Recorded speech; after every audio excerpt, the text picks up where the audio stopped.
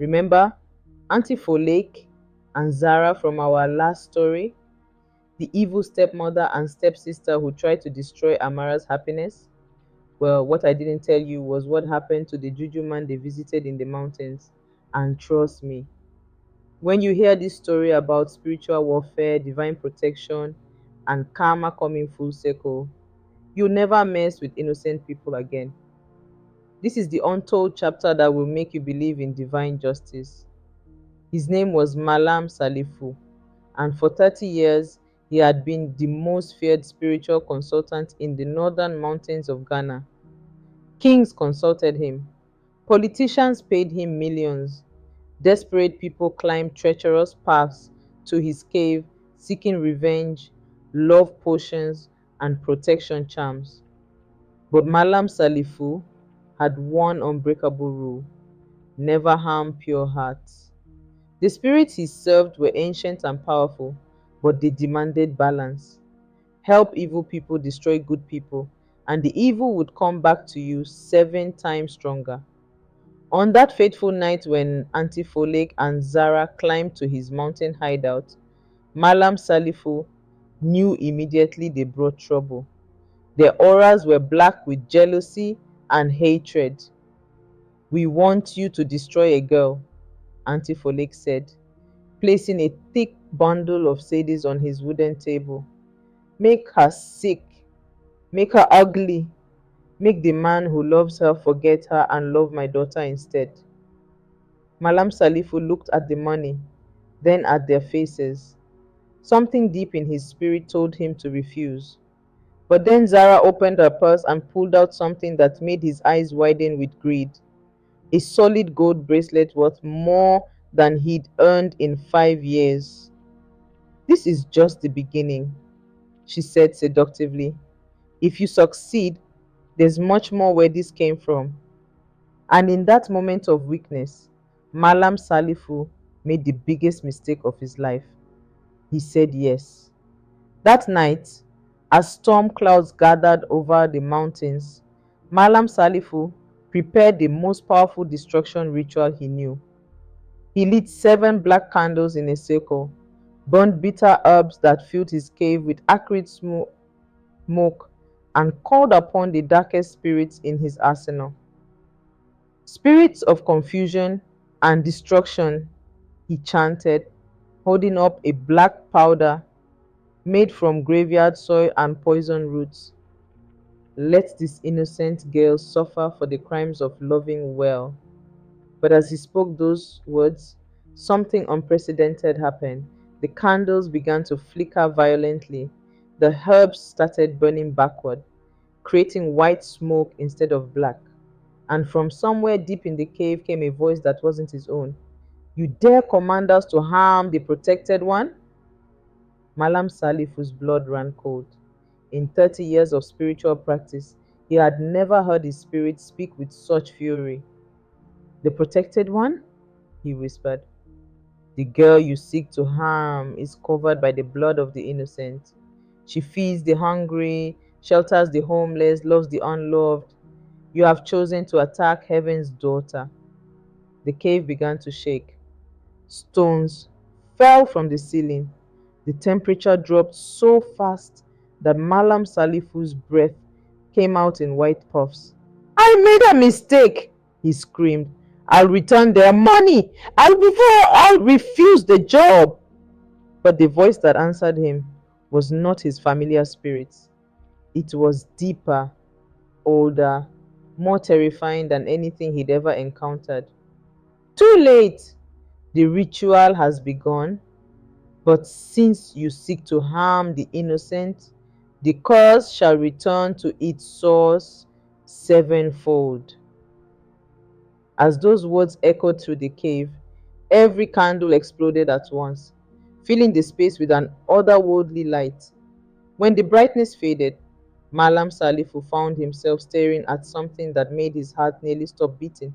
Standing in the corner of his cave was a figure in white robes with eyes that burned like stars. "Who?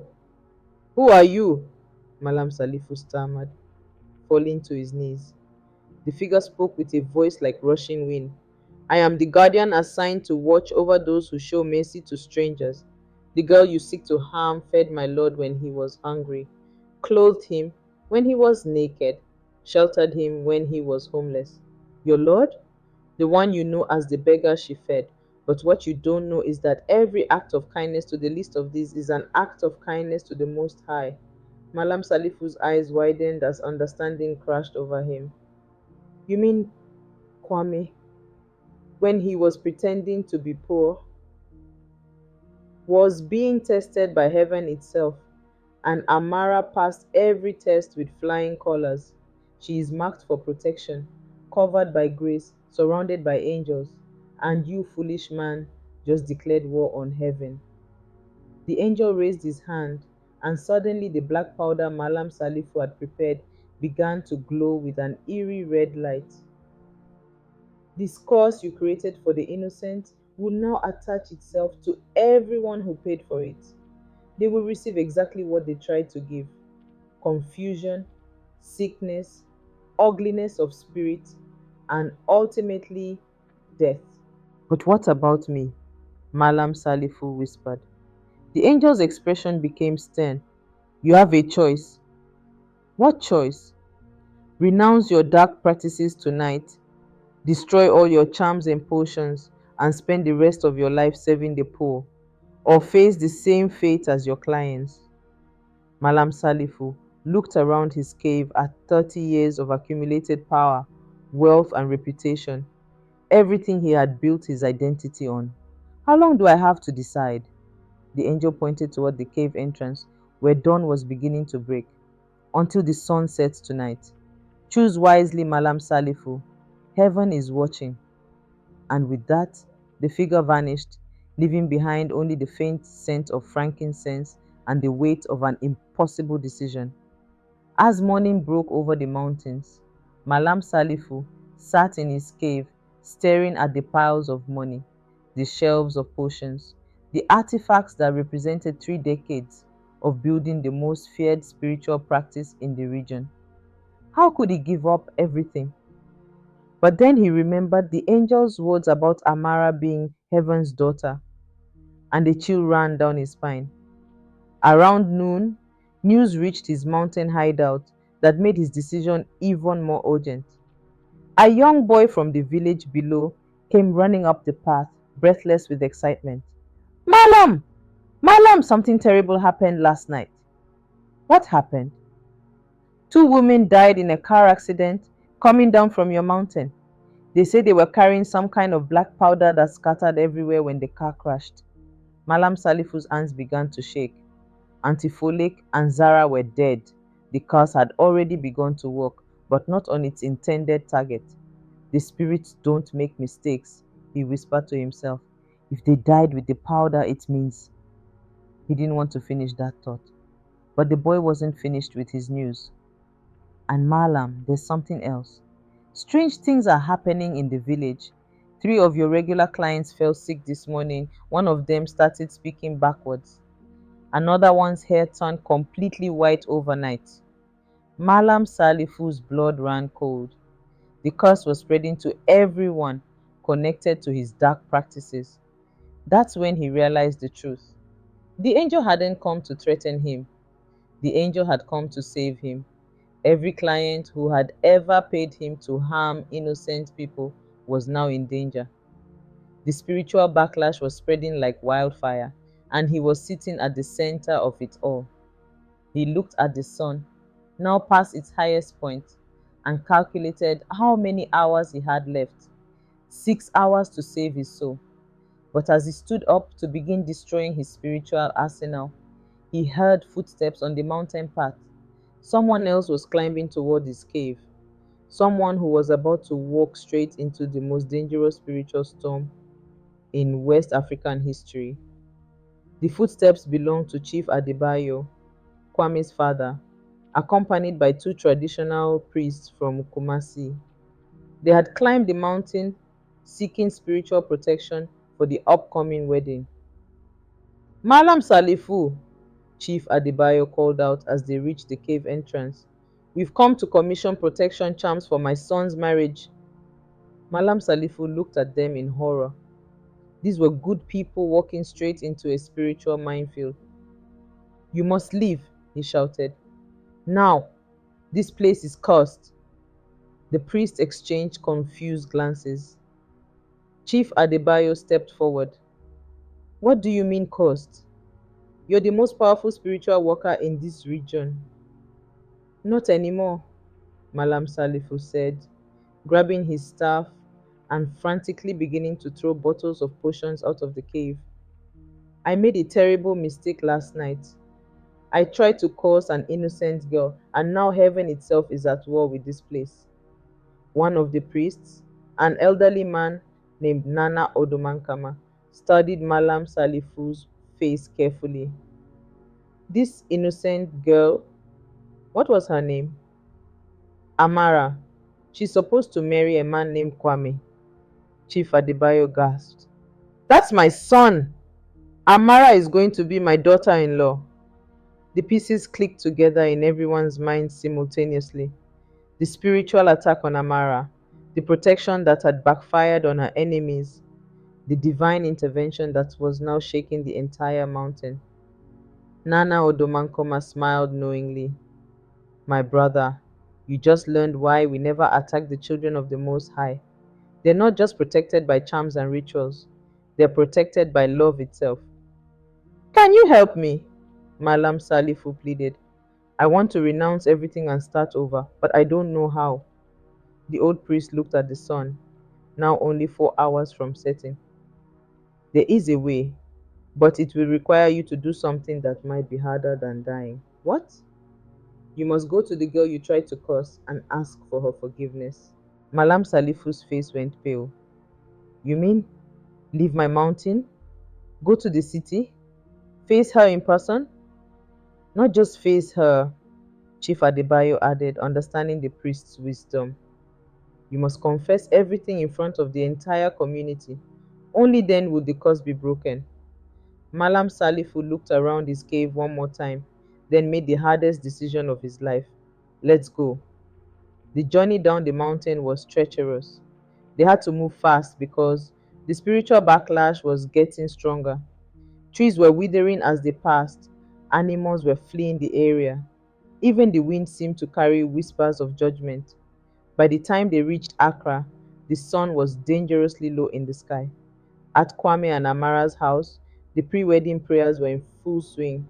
Family members, friends, and church leaders had gathered to bless the couple before their traditional ceremony the next day. Amara was in the center of the room, glowing with happiness, when a commotion arose outside. Someone's at the gate, her cousin shouted. It's an old man with tribal marks, and he's asking to see Amara. When Mallam Salifu entered the compound, every conversation stopped. His presence carried an otherworldly weight that made everyone instinctively step back.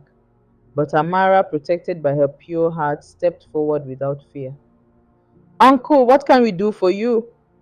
Mallam Salifu fell to his knees in the dust, tears streaming down his weathered face. My daughter, he said in a voice breaking with emotion. I came here to ask for something I don't deserve. Your forgiveness. Forgiveness for what? Last night, two evil women paid me to curse you. They wanted me to make you sick, make you ugly, make your husband to be forget you. And in my greed, I agreed. Gasps filled the compound. Some people began to back away, afraid of being near cursed ground. But Amara knelt down beside the old man. What happened to the curse? She asked gently. It backfired. The spirits told me you are protected by heaven itself. The curse returned to return to its source. Those women died in an accident, and now, unless you forgive me before sunset, I will face the same fate. The crowd began to murmur. Some voices called for him to be driven away. Others demanded he be taken to the police. But Amara raised her hand for silence. Uncle, look at me. Mallam Salifu lifted his head, expecting to see anger or fear. Instead, he saw something that broke his heart with its beauty: compassion. I forgive you, Amara said simply. not because you deserve it, but because forgiveness is what sets us all free. The moment those words left her lips, a visible change swept through the compound. The oppressive spiritual weight lifted. Birds began singing again. Even the air seemed to freshen. But Mallam Salifu wasn't finished. He reached into his bag and pulled out something that made everyone gasp.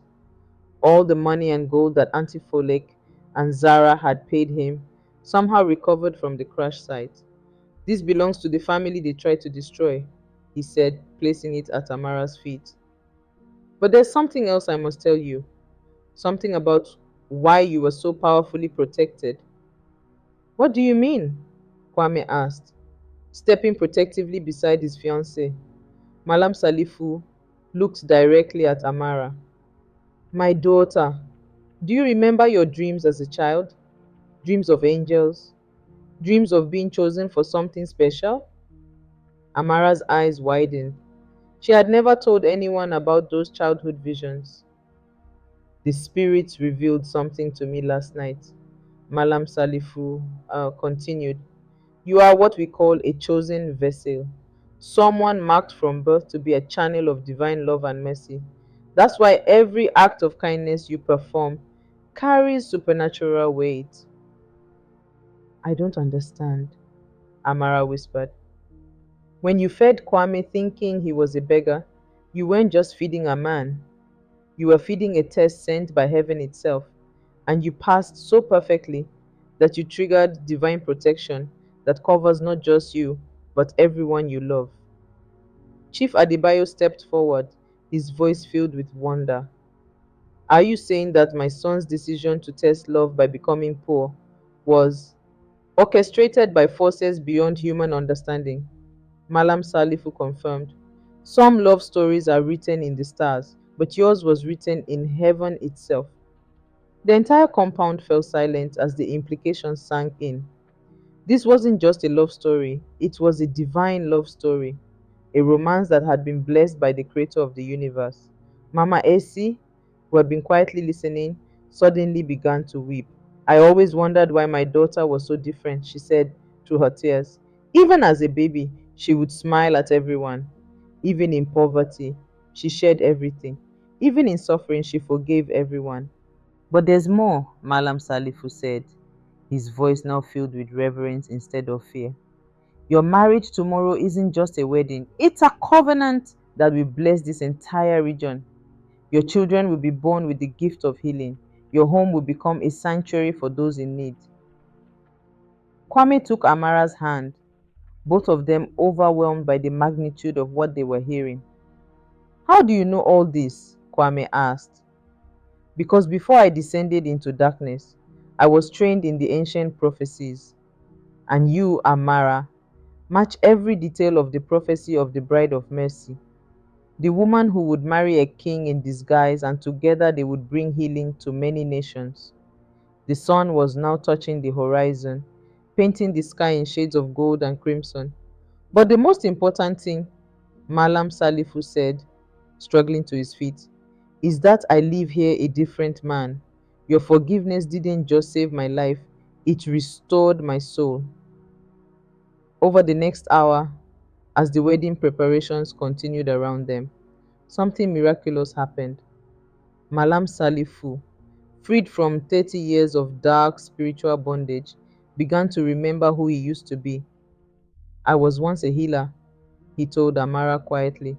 Before I let greed and power corrupt me, I used to help barren women conceive, heal sick children, and bring peace to troubled families. You can be that person again, Amara replied. It's never too late to start over. But how? I've destroyed so much, hurt so many people. Amara smiled with the wisdom of someone far beyond her years. The same way I forgave you, one person at a time, one day at a time, one act of kindness at a time. As if to confirm her words, a young woman came running into the compound carrying a crying baby. Please, she called out. Is there a healer here? My baby has been sick for 3 days and won't stop crying. Without thinking, Mallam Salifu stepped forward. May I? He placed his weathered hands on the baby's forehead and began to pray, not in the dark incantations he'd used for decades, but in the simple, pure language of someone talking to a loving father. Within minutes, the baby stopped crying and began to smile. The mother stared in wonder. How did you do that? I didn't do anything, Mallam Salifu replied, tears of joy streaming down his face. I just remembered how to get out of the way and let love work. News of the healing spread quickly to the community. By evening, a small crowd had gathered, bringing sick relatives and troubled hearts. For the first time in 30 years, Mallam Salifu used his spiritual gifts to heal instead of harm, to bless instead of curse, to restore instead of destroy. This is what mercy looks like, Nana Odomankoma whispered to Chief Adebayo as they watched the old Juju man transformed into an instrument of healing. It doesn't just forgive, it redeems. It doesn't just restore, it transforms. But the greatest transformation was yet to come. The next day, Kwame and Amara's wedding became the most attended celebration in Ghana's recent history. Word had spread about the divine protection, the spiritual battle, and the miraculous transformation of the former Juju man. Chiefs came from across West Africa. Politicians flew in from international capitals. But most importantly, thousands of ordinary people came, the poor, the sick, the broken-hearted, all drawn by stories of hope and healing. As Amara walked down the aisle in her stunning Kente dress, something extraordinary happened. Everywhere her feet touched the ground, small flowers began to bloom, not planted by human hands, but sprouting spontaneously from the earth. Even the most skeptical attendees couldn't deny they were witnessing something supernatural. But the most powerful moment came during the ceremony itself. When the priest asked if anyone objected to the marriage, Mallam Salifu stood up. The entire crowd held its breath. I object, he said loudly. Gasps filled the air. Had he reverted to his evil ways? I object, he continued with a huge smile, to the idea that any two people could deserve this much happiness. But since they do, and since their love is blessed by heaven itself, I pronounce them not just husband and wife, but king and queen of mercy for all who need hope. The crowd erupted in cheers and applause. As Kwame kissed his bride, 7 white doves that no one had arranged suddenly appeared and circled overhead before flying toward the mountains. Even the news reporters couldn't explain it, but everyone knew they had witnessed a love story written by divine hands. 1 year later, the Kwame and Amara Foundation had become the largest charitable organization in West Africa. They had built hospitals, schools, and orphanages across 5 countries. But more importantly, they had inspired a movement. Mallam Salifu had become their head of spiritual counseling, helping other former practitioners of dark arts find redemption and purpose. His mountain cave had been transformed into a healing center where people came from across the continent seeking hope. Papa Kofi, humbled by everything he had witnessed, had remarried Mama AC in a beautiful ceremony of restoration and forgiveness. He now served as an elder counselor at the foundation, helping broken families find their way back to love. But the most profound change was in the spiritual atmosphere of the entire region. Crime rates dropped, corruption decreased, people began treating each other with unprecedented kindness.